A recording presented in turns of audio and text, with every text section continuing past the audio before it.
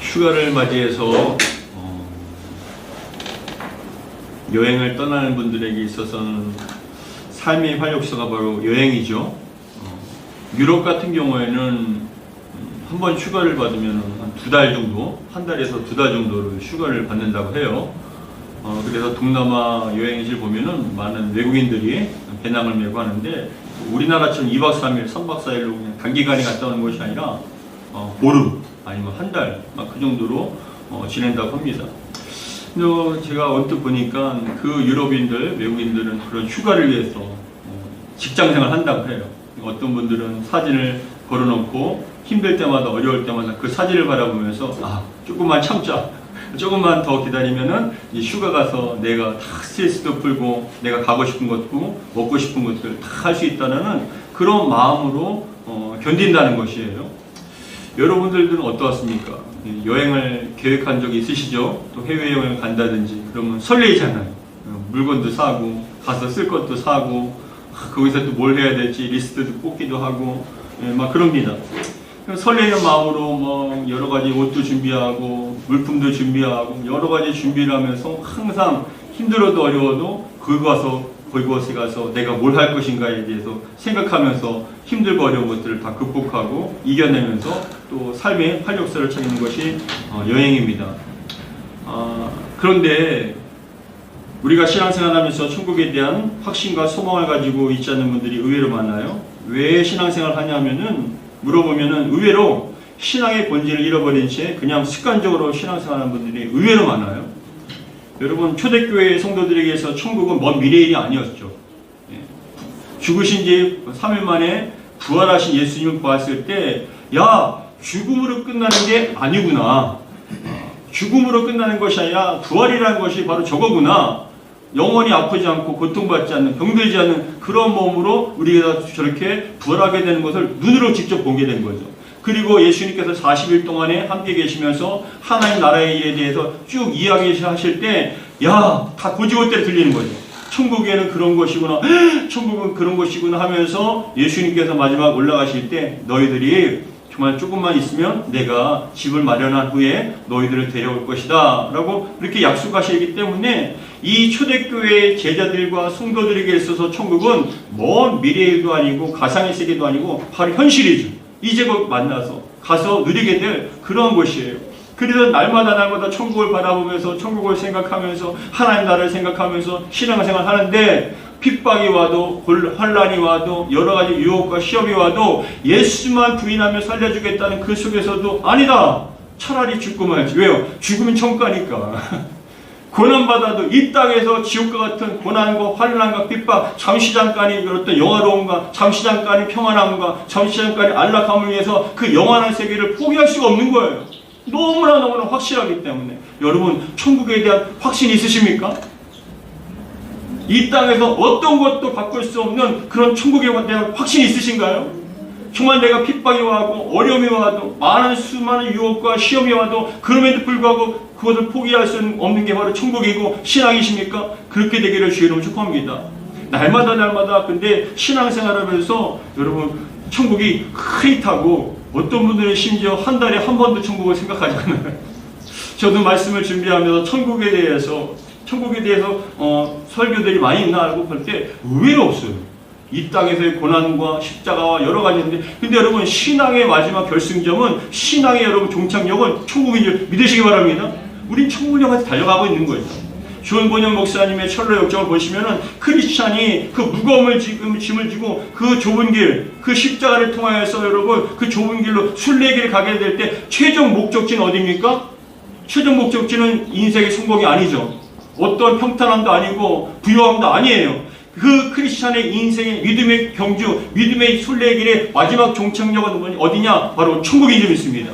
천국 앞에 가는 거예요. 천국문 앞에 섰을 때, 문을 두드릴 때 내가 이렇게 고생하고 여러 가지 환난과 어려움과 시험과 방해를 이겨내고 제가 왔습니다라고 문을 쾅쾅쾅 두드릴 때 여러분, 그곳에서 탁 문이 열립니다. 누군가가 했을 때 크리스찬인 걸 보고 여러분 그 문이 활짝 열려지는 거예요. 천국 문이 열려지는 겁니다. 그랬을 때 그 크리스찬이 여러분 천국에 팍 들어가지 않습니까? 우리도 마찬가지예요. 지금 우리는 믿음의 순례길을 가고 있는 거예요. 어디를 향해 가고 있습니까? 천국을 향해 가고 있는 거예요. 근데 천국이 희미해 보이고 천국에 대해서 확신이 없고 그것이 어떤지도 제대로 알지 못한 채, 그리고 여러분 신앙생활하면서도 우리가 과연 천국에 가서 무엇을 누리고 어떻게 살아갈 것인가, 어떤 영화를 누리게 할 것인가에 대한 확신도 없고 알지도 못한 채 신앙생활한다면 여러분 참 비참한 거 아니겠습니까? 조금 전에 말씀드렸던 것처럼 여행을 가면 여러분 그 여행지가 어디인가, 그 여행지를 생각하면서 힘들고 고단하고 힘들어도 그 모든 것을 이겨내는 그런 어떤 기쁨과 즐거움이 여러분 우리 신앙생활에 있어서 천국이 바로 우리에게 그런 기쁨과 생활의 활력소, 정말 소망이 되어야 될 줄 믿습니다. 그래서 오늘은 바라기는 오늘 말씀을 통하여서 천국에 대한 확신과 소망을 가지고 신앙생활하는가, 천국은 어떤 것이고 누가 들어갈 것인가, 그 천국에는 어떤 것이고 누가 들어갈 것이며 그것을 무엇을 누리는가를 오늘 본문의 말씀을 통해서 확신 있게 천국이 여러분 10년 가운데 임하길 바랍니다. 천국에 대한 소망과 기쁨과 환락 그리고 환희와 그리고 또 소망이 정말 샘솟듯 일어나는 그런 은혜가 있기를 주의로 축복합니다. 오늘 본문에 보면은 앞에 21장 1절에 보시면 다음과 같이 얘기합니다. 우리 같이 21장 1절 같이 읽겠습니다. 시작. 또 내가 새 하늘과 새 땅을 보니 처음 하늘과 처음 땅이 없어졌고 바다도 다시 있지 않더라 라고 합니다. 이 요한계시록을 쓴 사람 사도 요한이에요. 예수님이 가장 사랑하는 제자 요한인데 이 요한은 다른 제자들과 다르게 순교하진 않았어요. 반모섬에 유배가 돼서 그 반모섬에서 안식 주님의 날 성령께서 열려져서 성령께서 그 요한을, 사도 요한의 영혼을 데려가서 천국의 하나님의 나라를 보여주시는 거예요. 앞으로 되어질 일들에서 쫙 보여주시는데 이제 마지막 후반부에 이제 마지막 끝에 부분에 와서 진정으로 천국이 어떤 것인가를 천국의 실체를 보게 되는 거예요. 그런데 뭐라고 얘기합니까? 1절에 보시면 내가 새 하늘과 새 땅을 보니 처음 하늘과 처음 땅이 없어졌고 바다도 다시 있지 않더라 라고 합니다. 새 하늘과 새 땅이라는 건 무엇이냐면은 새롭다라는 거예요. 새롭다. 새 것이 뭐냐면 이건 시간적인 개념이 아니라 질적인 개념인 거예요. 누구든지 그리스도 안에 있으면 새로운 피조물이라 이전 것은 지나갔으니 보라 새 것이 되었더라 했을 때 새 것이라는 건 뭐냐? 새롭게, 완전하게 새롭게 그렇게 질적으로 새로워진 것을 얘기하는데 새 하늘과 새 땅을 보게 되는 거예요. 근데 이 사도 요한이 새 하늘과 새 땅을 보는데 처음 하늘과 처음 땅이라는 게 뭐냐? 마지막 심판 때는 여러분 이 세상이 물로써 노아 심판 때에 물로써 세상이 심판을 받지만 두 번째 심판에는 불로써 심판을 받는데 불로써 이 세상의 모든 것들이 다 사라지게 된다는 거예요. 심판을 받아서 다 사라지게 되는데 그런 다음에 새 하늘과 새 땅이 탁 오게 되는데 처음 하늘과 처음 땅이 없어졌고 바다도 다시 있지 않더라라고 얘기합니다. 바다. 이 요한계시록에서 바다는 어떤 걸 의미하냐면은 여러분 그거예요. 악의 근원으로 얘기하죠. 악의 근원. 요한계시록 13장에 보시면은 바다에서 뭐가 나오냐면 짐승이 나와요. 바다에서 짐승이 나오는데 그 짐승이 누구냐? 마귀가 사단이 그 짐승을 나오게 하는데 그 짐승에는 여러 가지 머리가 있고 뿔이 있습니다. 그런데 그 짐승이 여러분 어떻게 하냐? 죽었다가 다시 살아나서 그 짐승에게 경배를 하게 만들어요. 사단이 그 짐승의 경배와 그 권위와 능력과 모든 것을 다 쏟아부어 주는데 그 짐승이 사람들을 여러분 다스리게 되는데 우리가 잘 아는 것처럼 짐승의 표를 이마와 손목에 받는데 그 숫자를 세니 사람의 수 666 그것을 여러분 받지 아니하면 사람들이 다 경배하자면 죽게 된 것이다 해서 요한계시록에 나오잖아요. 그러한 환란이 다 없어진다는 거예요. 1절의 말씀이. 그런 의미에서 우리 1절 다시 한번 읽겠습니다. 1절 시작. 또 내가 새 하늘과 새 땅을 보니 처음 하늘과 처음 땅이 없어졌고 뭐라고요? 바다도 다시 있지 않더라. 새 하늘과 새 땅에는 악이 없어요.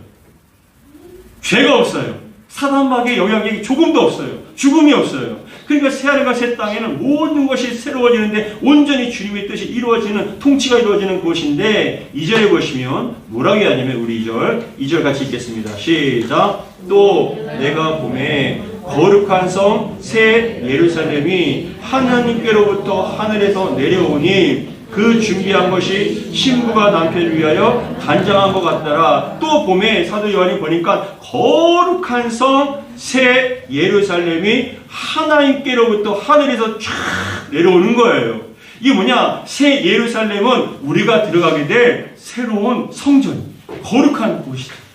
그 새로운 그 거룩한 성의 새 예루살렘이 하나님께로부터 오는 거죠. 하나님께로부터 쫙 하늘에서 내려오게 되는데 그 준비한 것이 무엇이냐면은 신부가 남편을 위하여 단장한 것 같더라 라고 합니다. 여러분 결혼식 가보셨나요? 결혼식 가보면 여러분 못 알아봐요?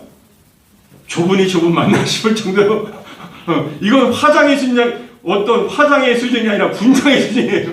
전혀 못 알아보겠어요. 근데 중요한 것은 그렇게 얼굴부터 머리부터 발끝까지 다 그냥 신부가 아름답게 준비를 하잖아요. 거룩하게 여러분 그때만큼 아름다운 것이 없어요. 신부만큼 아름다운 것이 없어요. 근데 그렇게 다 준비를 하는데 누굴 위해서 준비합니까? 신랑을 위해서 준비하는 거죠.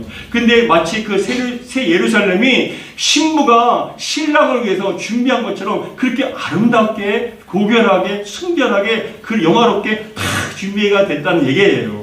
그곳에 우리가 들어가게 될 줄 믿습니다. 근데 그 새 예루살렘의 특징이 무엇이냐? 바로 거룩한 곳이에요. 거룩한 곳이에요. 여기서 우리는 잊지 말아야 돼요. 그 거룩한 곳에 거룩한 사람만 들어갈 수 있어요. 새 예루살렘은. 근데 이 거룩이라는 게 무슨 뜻이냐면 여러분 내가 거룩하니 너희도 거룩하라는 말씀인데 이 거룩이라는 것은 어떤 의미가 있냐면 겁니다.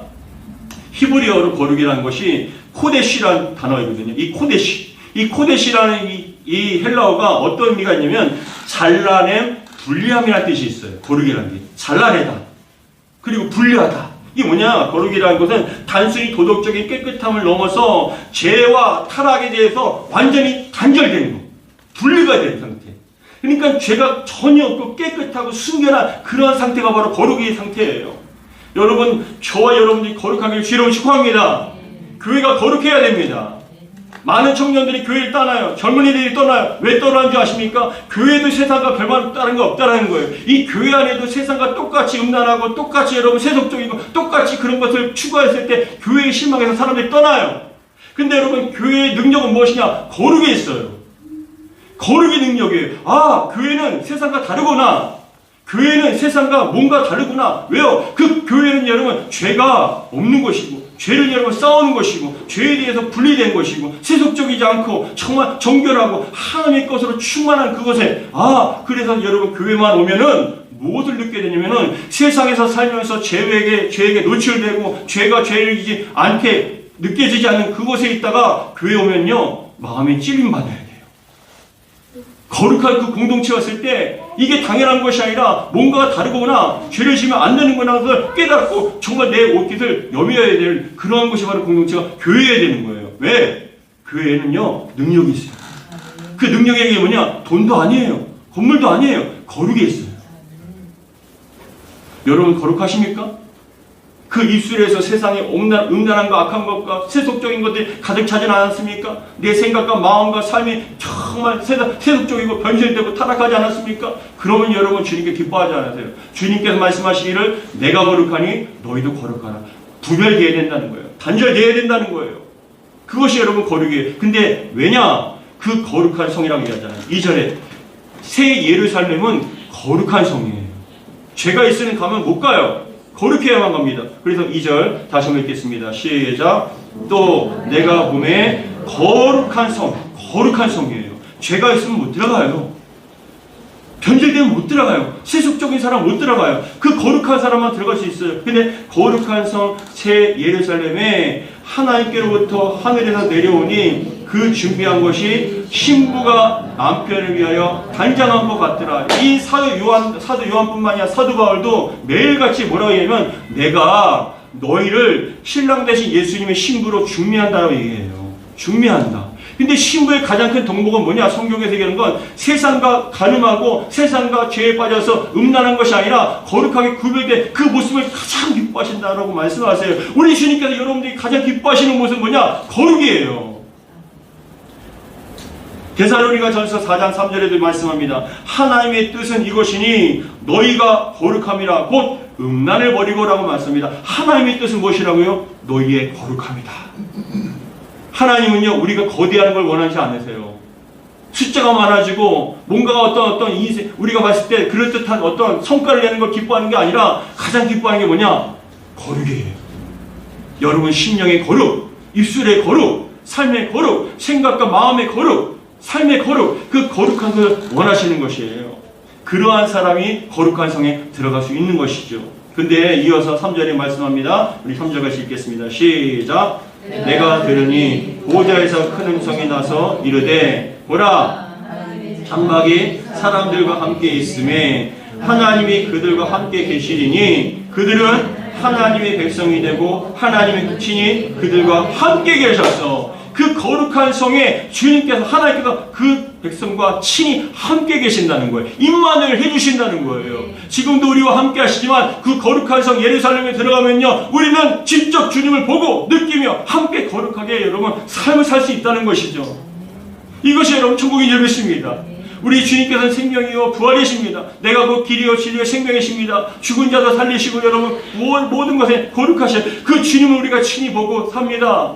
이 시간에도 여러분 예배를 통해서 찬양을 통해서 기도함을 통하여 우리 주님의 은혜를 조금만 받아도 눈물이 납니다. 기뻐합니다. 감사합니다. 모든 세상의 흐름, 시름과 모든 고통이 사라집니다. 조금만 그 빙산의 일과 같은 그 은혜만 받아도 여러분 너무 행복합니다. 베드로가 마태복음 17장에 보시면 베드로가 요한과 안드레가 올라가는데 그 베드로가 그 예수님께서 변화상 모습 찬란합니다. 뭐라고 표현하냐면 사람이 빨 수 없을 만큼 그 깨끗한 모습, 그 찬란한 모습, 그 주님의 본래의 모습, 천국에서의 본래의 모습을 조금만 맛봤는데도 불구하고 이 베드로가 정신이 나간 거예요. 황홀경에 여러분 취해서 뭐라고 하냐면 주여 여기 있는 것이 좋사오니 제가 모세를 위하여 엘리야를 위하여 주님을 위해서 집을 짓겠습니다. 뭐냐? 내려가기 싫다는 거예요. 여기서 살고 싶다는 거예요. 여러분 이 시간 주님께서 여러분들에게 큰 은혜를 주시고 성령의 감동을 주시면 여러분들의 마음속에 여러분 정말 울림이 있습니다. 눈물이 납니다. 기뻐합니다. 그 조그만 은혜를 받아도 좋은데 직접 우리가 그 천국에서 새 예루살렘에서 주님을 직접 보고 함께 살 때 얼마만큼 환영을건가 얼마만큼 기쁘겠습니까? 여러분 이 지옥 같은 세상 눈물 많고 고통 많고 슬픔 많은 이 세상 수많은 걱정과 근심에 쌓인 세상 우리가 주님의 뜻대로 살고 싶어도 우리 안에 온갖 음란함과 악함과 죄악이 가득 차여서 정말 너무나 힘들고 고통스럽고 괴롭고 슬픈데 여러분 그 천국에서는 다 사라지게 되고 거룩한 모습으로 주님과 산다는 게 얼마만큼 기쁜지 몰라요. 1분 1초가 여러분 아깝습니다. 너무나 행복합니다. 그런 은혜를 누리게 주신다는 것입니다. 그래서 말씀하십니다. 그들은 하나님의 백성이 되고 하나님은 친히 그들과 함께 계셔서 임마누엘 축복 함께 계셔서 4절에 얘기합니다. 우리 4절 같이 읽겠습니다. 시작. 모든 눈물을 그 눈에서 닦아주시니 다시는 사망이 없고 애통하는 것이나 곡하는 것이나 아픈 것이 다시 있지 아니하리니 처음 것들이 다 지나갔음이로라. 할렐루야. 모든 눈물을 그 눈에서 닦아주시니 모든 눈물을 주에서 닦아주시니 이 땅에서 얼마만큼 많이 눈물 흘렸습니까? 자녀 때문에 눈물 흘리고 상처받아서 눈물 흘리고 내 연약함과 내 부족함과 내 고통과 아픔과 슬픔 때문에 얼마만큼 눈물 흘립니까? 물질의 문제, 건강의 문제, 여러 가지 삶의 과정 가운데 문제 그런 눈물들이 여러분 한없이 있어요.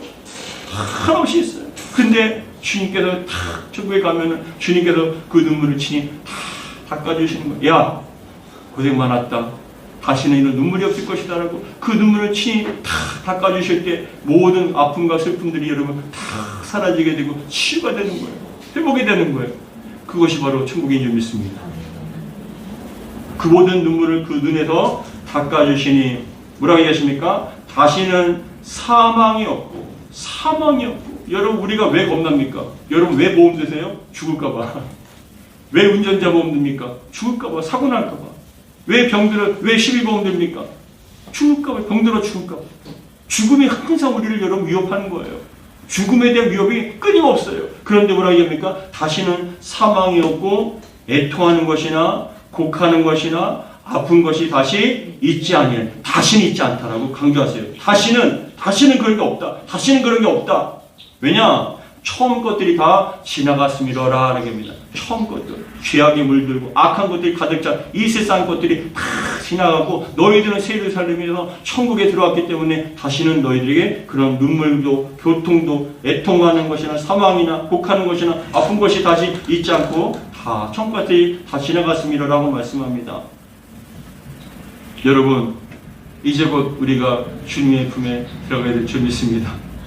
그 천국에 우리는 들어가게 될 줄 믿습니다. 이 땅에서 지옥 같고 힘들고 고통스럽고 아프고 어렵고 한 번도 편안하게 쉰 적도 없고 마음의 짐과 고통, 우울증과 공황장애와 불면증과 집에 대한 그런 걱정들과 슬픔, 자녀들에 대한 걱정들, 그 모든 것들이 다 사라지게 되고 주님께서 주신 그 은혜와 평안과 힘, 정말 행복이 차고도 넘치는 그곳에 우리는 안식을 누리게 된다는 겁니다. 여러분, 이 땅에 어디에 안식이 있겠습니까? 어디에 쉼이 있겠습니까? 그러나 우리가 처음 것들을 다 벗어버리고 육신의 장막을 벗고 주님 앞에 가면은 우리는 다시는 그런 고통이 없어요. 왜냐? 처음 것들이 다 지나갔기 때문에. 그래서 우리는 천국에서 안식을 누리게 될 겁니다. 그런데 5절에 다음과 같이 읽습니다. 우리 5절 같이 읽겠습니다. 시작. 보좌에 앉으신 이가 이르시되 보라 내가 만물을 새롭게 하느라 하시고 또 이르시되 이 말은 신실하고 참되니 기록하라 하시고 만물이 새롭게 해주시는 모든 것들이 다 새롭게 어떠한 죄의 영향도 없고 어떠한 어떤 사망의 어떤 그런 영향도 끼치지 않는 그런 곳에서 여러분 그곳에 만물이 새롭게 하실 것이다. 이 말은 신실하고 참되니 기록하라고 얘기하시고 6절에 얘기합니다. 같이 읽겠습니다. 시작. 또 내게 말씀하시되 이루었도다. 나는 알파와 오메가요 처음과 마지막이라. 내가 생명수 샘물을 목마른 자에게 값없이 주리니. 나는 알파와 오메가라는 게 뭐냐? 처음과 나중이라는 게 뭐냐? 하나님께서 세상을 창조하셨잖아요. 세상을 심판하시고 마무리하시고 끝내는 것도 하나님이시며 모든 것의 주권자이시고 심판자가 하나님이신데 그 하나님께서 모든 것을 뭐라고 하냐면 내가 생명수 샘물을 목마른 자에게 값없이 주신다라고 말씀하셨어요. 생명수 샘물을. 그러니까 우리 마음에 이것은 뭐냐? 우리 마음에 갈급함이 없다. 메마름이 없다는 거예요. 갈증이 없다는 것이죠. 영적인 갈증이 얼마나 힘듭니까? 어렵죠. 마음의 평강이 없고 메마릅니다. 여유가 없습니다. 행복이 없어요. 즐거움이 없어요. 근데 그러한 신령 가운데 생명수 샘물을 목마른 자에게 값없이 계속적으로 공급해 주신다는 것이죠. 그래서 7절에 보면 다음과 같이 얘기합니다. 같이 읽겠습니다. 시작. 이기는 자는 이것들을 상속으로 받으리라. 나는 그의 하나님이 되고 그는 내 아들이 되리라. 여기서 중요한 말씀이 나와요. 7절에 뭐라고 얘기하냐면 이기는 자라고 얘기하잖아요. 이기는 자. 요한계시록 2장과 3장에 보시면 아시아 7교회에게 편지를 쓸 때요. 너희가 이러이러해서 회개하라. 그러지 않으면 무엇이라 얘기하신 다음에 마지막에는 뭐라고 하면 이기는 자라고 얘기했어요. 이기는 자. 이게 무슨 말이냐? 그럽니다. 중간에 포기하면 안 돼요. 여러분들 신앙생활 할 때 중간에 포기하면 안 돼요. 끝까지 교회 나오셔야 돼요. 끝까지 예수 믿으셔야 돼요. 믿음의 경주는요. 완전한 자에게 주어지는 거예요. 중간에 포기하거나 자르나 오르나 치우치거나 뒤를 돌아보면요. 안 돼요. 이기는 자는 뭐냐? 그러한 핍박과 환난과 시험과 유혹에도 불구하고 예수 믿는 거 포기하지 않고 끝까지 믿음으로 지키는 거예요. 끝까지 천국을 바라보고 주님을 바라보면서 완전한 자들에게 주시는 상급이 여러분 천국이라는 것이죠. 여러분 신앙생활 예전에 잘했는데 지금은 식어집니까? 지금은 흐릿합니까? 지금은 자꾸 오기 싫습니까? 그런 위협도 이기셔야 돼요. 왜요? 이기는 자에게 주어지는 상급이기 때문에. 천국은 이기는 자에게 주시는 거예요. 완전한 자에게 주시는 거예요. 중도에 포기하면 안 돼요. 어떠한 시험과 환난과 어떠한 어떤 마음에 여러분 갈등이 있다 할지라도 이겨내시길 바랍니다. 근데 여러분 참 중요한 것이 천국은 원래 고통 가운데 이기는 자가 가는 것이에요. 천국은 쉽게 가는 것이 아니에요. 예수님께 말씀하시기를 내 주님께를 따를 때 나를 부인하고 제 십자가를 지고 따라갈 때 그 길은 여러분 넓고 평탄한 길이 아니에요. 좁고 험한 길이에요. 근데 그 길을 이기는 자에게 주십니다. 그래서 말씀하시기를 7절 다시 한번 읽겠습니다. 시작. 이기는 자는 이것들을 상속으로 받으리라. 나는 그의 하나님이 되고 그는 내 아들이 되리라. 8절에 그러나 근데 여러분 여기서 중요한 거예요. 그런데 천국에 못 들어가는 사람들을 얘기하는 거예요. 그런데 천국에 들어가지 못한 자, 이기는 자가 아니라 진자. 진짜가 어떤 자냐? 8절이 나옵니다. 8절 같이 읽겠습니다. 시작. 그러나 믿지 않는 자들과 흉악한 자들과 살인한 자들과 음행하는 자들, 점술가들과 우상 숭배하는 자들과 거짓말을 하는 모든 자들은 불과 유황으로 타는 곳에 던져지리니 이것이 둘째 사망이라. 육신의 죽음은 첫째 사망이죠.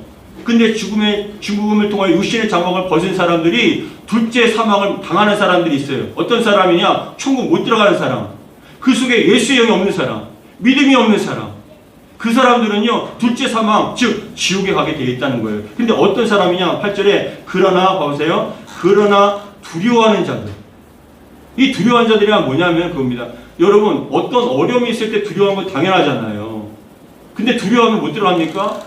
이게 뭘 얘기하냐면 두려워한다는 건 뭐냐? 하나님을 믿지 못하기 때문에, 확신이 없기 때문에 두려워한다는 거죠. 불신앙의 사람들은요, 하나님 나라에 들어가지 못한다는 거예요. 그래서 두려워하는 자들과 믿지 아니하는 자들과 흉악한 자들과 살인하는 자들과 음행하는 자들과, 여기서 살인한다는 건 육신에 살인하는 게 아니라 말로써 여러분 거짓 이단들이 있잖아요.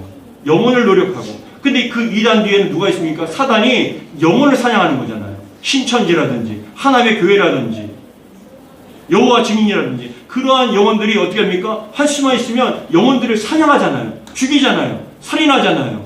그런데 이런 살인자들과 음행하는 자들 뭐냐? 우상 숭배하는 것. 똑같은 거예요. 음행하는 자들. 그래서 음행한다는 게 뭐냐? 타락한 것들, 변질된 것들 얘기하잖아요. 세속적인 것들. 그런 것들에 대해서 철저하게 배격해서 거룩하게 지켜야 된다는 거예요. 음행하는 자들과 점술가들과 우상 숭배하는 자들과 거짓말하는 모든 자들. 거짓말하는 건 똑같아요. 연결되는 거예요. 그런 신천지라든지 거짓 사상과 교훈과 그런 것들을 통해서 신앙에서 멀어지게 만들고 잘못 가게 만드는 그런 사람들은 절대로 천국에 들어갈 수 없다라는 것이죠. 절대로 못 들어가요.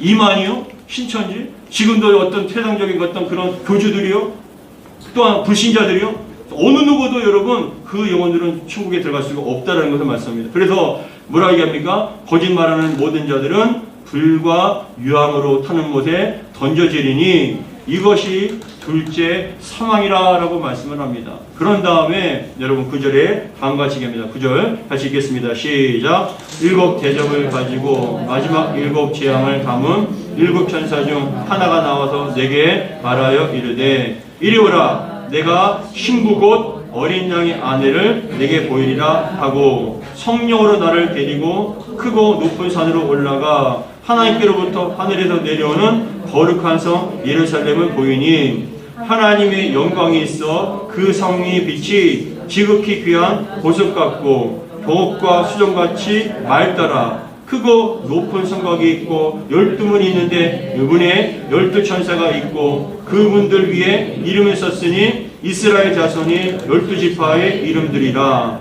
동쪽의 세 문, 북쪽의 세 문, 남쪽의 세 문, 서쪽의 세 문이니 그 성곽의 성의 성곽은 12기초 속에 있고 그 위에 어린 양이 12사도의 12이름이 있었더라. 구약의 12지파, 신약의 12사도를 얘기하면 뭐냐? 구약과 신약의 모든 성도들이 구원받는다는 거예요. 예수님을 통해서 구원받는다는 걸 말씀하는 거예요. 그리고 이해가 되시나요? 신약의 성도뿐만 아니라 구약의 성도들도 예수님을 통해서 구원받는 것인데 15절에 내게 말하는 자가 그 성과 그 문들과 성곽을 측량하고 금 갈대자를 가졌더라. 그 성은 네모가 반듯하여 길이와 넓이가 같은지라. 그 갈대자를 측량하니 12,000 스타디온이요 넓이가 높이가 같다. 정사각형인데 마치 큐빅처럼 이걸 만드는 것 좀 정사각형인데요. 12,000 스타디온이 뭐냐? 2,200km예요.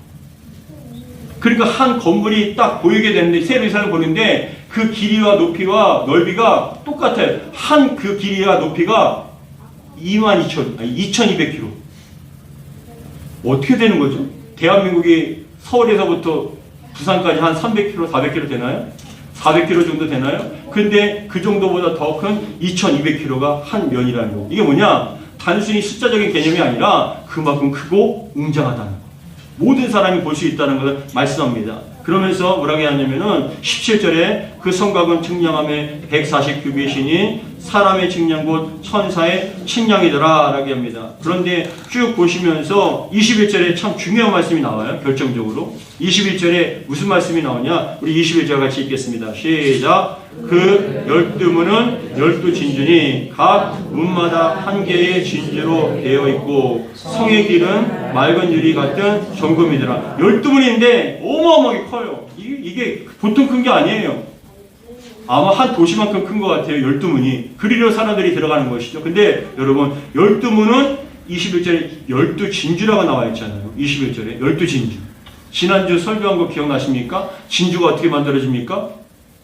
그 조개 속에 모래나 그런 이물질이 들어가서 그것 때문에 고통받고 힘들 때 자연적으로 그 조개가 그것을 보호하기 위해서 여러분 싼다고 했잖아요.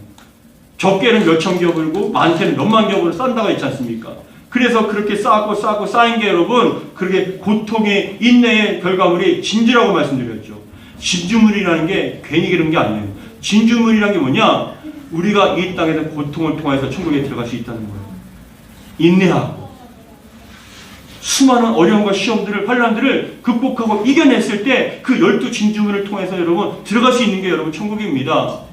그렇기 때문에 여러분 그 천국에서는 그 모든 것들을 다 누리게 되는데 그 천국문에는 어떻게 무엇이 있냐? 절도 진주를 통해서 들어가는데 그 성의 길은 맑은 유리 같은 정금이 되었더라. 정금이더라. 순금이에요. 근데 22절에 보시면 같이 읽겠습니다. 시작. 성 안에 내가 성전을 보지 못하였으니 이는 곧 전능하신 이와 및 어린 양이 그 성전이 됩니다. 성전이요 하나님이에요. 하나님 우리가 지금 우리가 이 교회 안에서 예배드리는 건 뭐냐? 우리가 또 앞으로 갈 새 성전은 뭐냐? 결국은 하나님 안에 들어가는 거라고요. 이해가 되시죠? 새 예루살렘에 성전이 없어요. 왜요? 그 하나님 자체가 여러분 성전이시기 때문에 그래요. 근데 우리는 그 안에 거한다는 것이죠. 눈에 보이는 이 땅에서는 그런 육신에 보이는 그런 성전 건물이 있지만 천국에는 여러분 새 예루살렘에 성전이 없어요. 왜냐? 성전이 바로 하나님이시고 예수님이시기 때문에 우리는 그 안에 임하게 되는 거예요. 그 안에 거하게 되는 거예요. 임마누엘 하게 되는 거예요. 그래서 23절 얘기합니다. 같이 읽겠습니다. 시작. 그 성은 해나 달의 비침이 쓸데없으니 이는 하나님의 영광이 비치고 어린 양이 그 등불이 되심이라. 만국이 그 빛 가운데로 다니고 땅의 왕들이 자기 영광을 가지고 그리로 들어가니라. 25절에 낮의 성문들을 도무지 닫지 아니하리니 거기에는 밤이 없음이라. 사람들이 만국의 영광과 존귀를 가지고 그리로 들어가겠고 뭐라고 합니까? 27절에 무엇이든지 속된 것이나 가증한 일 또는 거짓말하는 자는 결코 그리로 들어가지 못하되 오직 어린 양의 생명책에 기록된 자들만 들어가니라. 아멘. 그것은 무엇이든지 속된 것이나 가증한 것이나 거짓말하는 자는 결코 들어가지 못한다라고 말씀합니다. 거짓말한다는 건 그냥 단순히 우리가 일상생활에 해야 하는 거짓말이 아니에요. 성경에서 벗어난 그런 가르침과 그것을 따르고 그것을 전달하는 사람들 얘기하는 것입니다. 사랑하는 성도 여러분, 우리는 곧 모두가 다 천국에 들어가게 될 것입니다. 그래서 간절히 바라고 하는 것은 우리가 예수 믿고 구원받았습니다. 이 땅에서도 여러분 여러 가지 환난과 시험과 박해와 여러 가지가 있지만 그럼에도 불구하고 여러분 항상 천국을 바라보시기 바랍니다. 내가 가야 할 천국 어딘가.